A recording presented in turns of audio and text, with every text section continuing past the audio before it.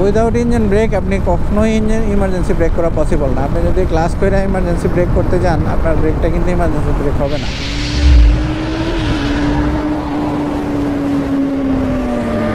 আসসালামু আলাইকুম, welcome to my channel. Emergency break কিভাবে ব্যবহার করবেন? ইমার্জেন্সি ব্রেক ব্যবহার করার সময় কি আপনারা ক্লাস করবেন, নাকি উইদাউট ক্লাসে আপনি ব্রেক করবেন? ইমার্জেন্সি ব্রেক বলতে কি বোঝায়? ইমার্জেন্সি সিচুয়েশনে, মানে যে সিচুয়েশনটা আপনার সামনে হঠাৎ করে ক্রিয়েট হবে, ওই মুহূর্তে আপনাকে বাইকটাকে খুব দ্রুত কন্ট্রোল করতে হবে এবং দ্রুত থামাইতে হবে, ওইটাই ইমার্জেন্সি ব্রেক। এই জন্য এটার নাম ইমার্জেন্সি ব্রেক দেওয়া হয়েছে, কারণ আপনি খুব দ্রুত বাইকটাকে কন্ট্রোল করবেন। তো ইমার্জেন্সি ব্রেক কীভাবে করে? ইমার্জেন্সি ব্রেক আপনি যখন করবেন, ইমার্জেন্সি ব্রেকটা অবশ্যই আপনি ইঞ্জিন ব্রেকের মাধ্যমে করবেন। উইদাউট ইঞ্জিন ব্রেক আপনি কখনোই ইমার্জেন্সি ব্রেক করা পসিবল না। আপনি যদি ক্লাস করে ইমার্জেন্সি ব্রেক করতে যান, আপনার ব্রেকটা কিন্তু ইমার্জেন্সি ব্রেক হবে না।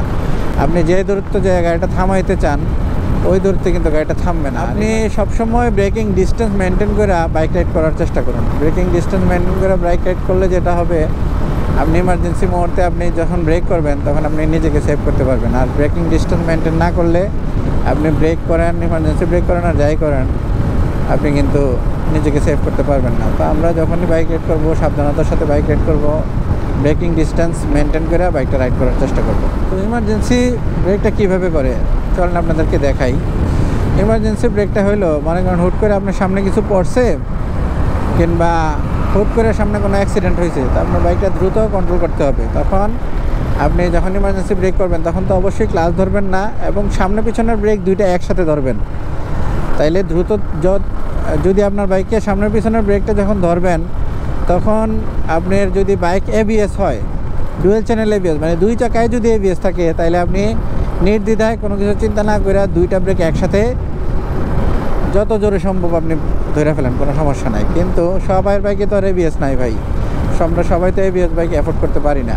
আমাদের কারো সিঙ্গেল চ্যানেল এবিএস, সামনের চাকায় এবিএস থাকে, পিছনেরটা ডিস্ক ব্রেক থাকে। তো সেক্ষেত্রে আপনি রেশিও অনুযায়ী ব্রেক করতে হবে। সামনের চাকায় এবিএস থাকলে আপনি সামনের ব্রেকটা হুট করেই ধরেন, কোনো সমস্যা নাই।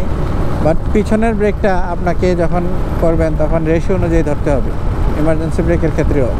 তাহলে আপনি পড়ে যাওয়ার সম্ভাবনা থাকবে না। রেশিও অনুযায়ী, মানে 20%, 30%, 50%, 80% ওই রেশিও অনুযায়ী ব্রেক ধরতে হবে। আর যদি কোনো জায়গায় আপনার এবিএস না থাকে, তাইলে তো অবশ্যই আপনাকে আর কি রেশিও অনুযায়ী ব্রেক করতে হবে। ইমার্জেন্সি ব্রেক ধরেন আর যেই ব্রেকে ধরেন, নাইলে আপনি ইমার্জেন্সি মুহূর্তে হুট করে ব্রেক করে আপনি চাকা লক করে ফেললে কিন্তু আপনি দুর্ঘটনার শিকার হবেন। ইমার্জেন্সি ব্রেক কীভাবে ধরে একটা ইমার্জেন্সি ব্রেক করে দেখাই। তাই আমার বাইকের 5 নাম্বার গিয়ারে আছে, আমার সামনে অ্যাক্সিডেন্ট হয়েছে, আমার বাইকটা কোনো কারণে এখন আমার দাঁড়ানো প্রয়োজন।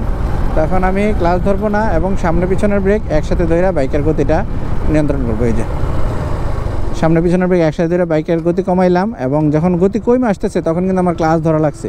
আমি যদি বাইকের গতি যখন কমে আসতেছে, তখন যদি আমি ক্লাচটা না ধরতাম, প্রথমে তো আমি গতি কমাই নিব, মানে 50-এর নিচে ইমার্জেন্সি ব্রেক যখন করবো, বাইকের গতি যখন বিলো 39 আসবে, তখনই আপনি ক্লাচটা ধরে। ইঞ্জিন ব্রেক করতে যে আপনি ইঞ্জিন ব্রেকই করলেন, আপনি ক্লাচ ধরলেন না, কিন্তু আপনার ইঞ্জিন ব্রেক তো করবেন। ইঞ্জিন ব্রেকটা ব্রেকিং যখন হয়ে যাবে, এটা নির্দিষ্ট সীমার নিচে যখন আপনার বাইকের গতি নামে আসবে, তখন তো আপনাকে ক্লাচ ধরতে হবে। আপনি একটু জিরোতে যেয়ে ক্লাচ ধরবেন, তাহলে তো হবে না। তাহলে তো আপনার বাইক গিয়ারে বাড়ি খেয়ে গিয়ারের দাঁতটা ভেঙে যাবে, আপনিও দুর্ঘটনার শিকার হবেন। মানে আপনি গাড়িটার ইঞ্জিন ব্রেক যখন করবেন, ওইটার ক্লাসের সামনে পিছনের ব্রেক ধরে যখন গতি নিয়ন্ত্রণ করবেন, যখন গতি 30-এর নিচে নামে আসবে, তখন আপনাকে ক্লাচ ধরে আপনাকে গিয়ারগুলো ডাউন করতে হবে, একটা একটা করে ধাপ করে একটা করে ডাউন করতে হবে। প্রত্যেকটা গিয়ার ডাউনের মাঝখানে আপনি সময় 1 সেকেন্ড কিংবা 1.5 সেকেন্ড করে টাইম দিতে পারেন, তাহলে গিয়ার শিফটটা আরও স্মুথ হবে। তো আশা করি বুঝতে পারছেন একটা বাইকের ইঞ্জিন ব্রেকের মাধ্যমে কীভাবে ইমার্জেন্সি ব্রেক করবেন, এই বিষয়টা আপনারা ক্লিয়ার হয়েছেন। তো ঠিক আছে, সবাই ভালো থাকেন। আজকের ভিডিও পর্যন্তই। আল্লাহ হাফেজ।